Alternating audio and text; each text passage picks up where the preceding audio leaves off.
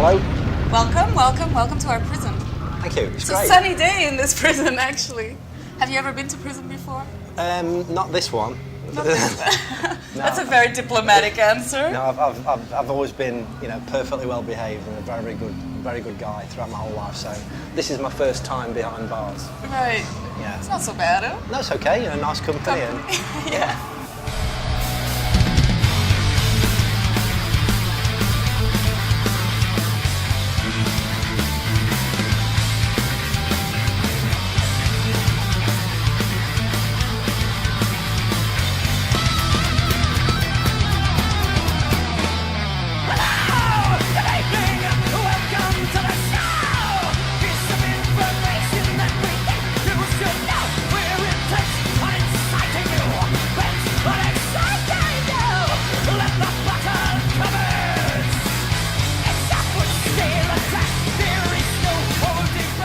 For people who don't know, you guys had a bit of a rocky start. Right? You started in 1983, I think, and then 1982. ended. Oh, 82, yeah.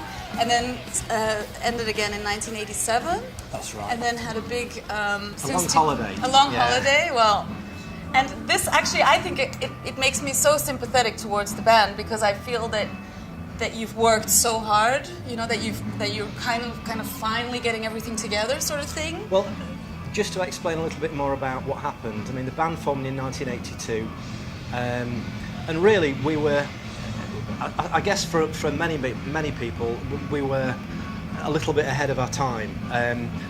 Nobody could really understand what this strange band was all about, and as far as the music that we were making, we were really in between a rock and a hard place because the new wave of British heavy metal was just dying, right. And at the same time, the kind of the Bay Area thrash was coming in, and we were somewhere in the middle, and we didn't fit into anything. So we never really achieved any success, and unfortunately, when the band broke up, Dave Halliday, one of our original members, he sadly took his own life. And as far as I'm concerned, I mean, I really just drew a line in the sand and just walked away from music altogether. And I did what everybody does. I got a job, I got married, I got divorced, and really didn't, just kind of never looked backwards at all. You didn't? No. Oh, okay, so you completely stopped then? I completely stopped playing. And what did you do in the meantime? I worked for a big American engineering company for 18 years. And then I set up my own carpentry business, doing work on ancient and listed and heritage buildings, which I still do now. But something else was happening throughout this period. At every single show Hell ever played back in the 80s, there's this little blonde-haired kid on the front row, and we were his heroes. Dave Halliday taught this little blonde-haired kid to play guitar. And so fast forward 25 years, this little blonde kid is now Andy Sneap, a famous Grammy Award-winning record producer. Yeah. And he'd always wondered what it would sound like if the band that he loved as a child were to record songs properly. So we all got back together again, and the rest is history. So he got in touch with everyone then? He got back in touch with everybody, and just suggested that it might be a cool thing to do. And it's almost like being born again. Right. And the best way I can describe it is that when you're in your 20s, if you meet and fall in love with the most beautiful girl you can imagine, and then she leaves, and it just devastates your world, and then 25 years later she walks back into the room again, all the feelings are just the same, nothing changes in that respect. But maybe you're better equipped for it in a way, or maybe maybe so. I mean, we're a little bit more philosophical now. We're a little bit more mature. We know that at our age we're never going to, be the next Metallica or anything like this. So, we come out, we play festivals, we do tours every now and again, and we just have a great time. And the best way to describe it is that it's 5 old, really, really close friends who are just coming out and doing this and just having a ball, really, just doing this. And I hope it continues for many years to come.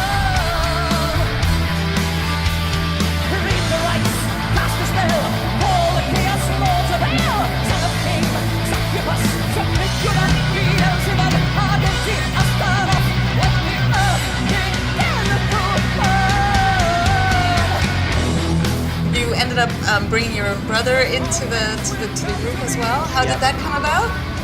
That came about because the first album was put together over a very long period of time, sort of 3 years it took us to do it, because Andy was very busy with production. And what would happen is that I'd get a phone call from Andy on a Friday saying, okay, I'm at Heathrow Airport, be at the studio tomorrow with your guitar. And we'd just like work for that weekend. And we'd finished all of the music for the album, the whole album was finished. And we were having such a hard time finding a singer. And there's one, I mean, we'd audition lots and lots of guys, because we needed somebody with a very, very high register. We'd audition guys from Rush tribute bands and just all sorts of stuff, and we just couldn't find the right guy. Anyway, there was one song we'd recorded called Plague and Fire, and in the middle of that we needed a big Richard Burton voiceover. This plague and impending conflagration are signs from God. So I thought, well, David, he'd be great at doing that. So we invited David to the studio to do this voiceover in the middle of Plague and Fire. And as we were sitting in the control room, listening back to him doing this voiceover, he just suddenly started to sing along with, because he knows all the songs. Right. And myself and Andy looked at each other and thought, holy shit, you know, we've found the guy. He's been right in front of us the whole time. All the time. That's so strange, though. How come you never thought of that before? I've seen David sing in the theatre so many times, and he has this beautiful, high, you know, theatrical tenor voice. But I've never heard him sing rock music before. I didn't know he could do that stuff.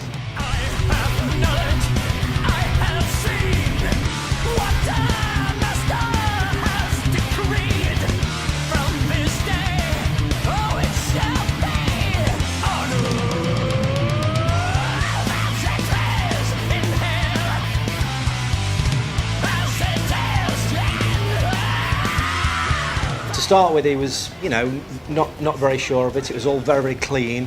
So we asked him to kind of dirty it up a bit and put more aggression in. And again, you know, the rest is history. And he's just kind of dropped into this role of a metal singer. But of course, and he also, because he's an actor as well, he can do all the other stuff as well. Yeah.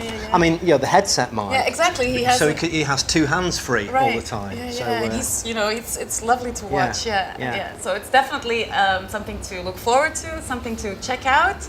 And it was lovely having you. Yeah, thank you very much. Really nice to meet really you. Nice I'm going to give you too. one more thing, because you know that Belgians are famous for our beer. Oh, so we have the best in the local world. brewery. Fantastic. That is offering everyone That's their absolutely fantastic beautiful. beer. I shall enjoy this after the show. Yeah. Thank you very much. Everyone says that. Yeah. You're also responsible. Well, you have to be. You know, people pay a lot of money to come and see bands, and they don't want to see drunks on stage. No, so that's true. We'll have a drink after the show.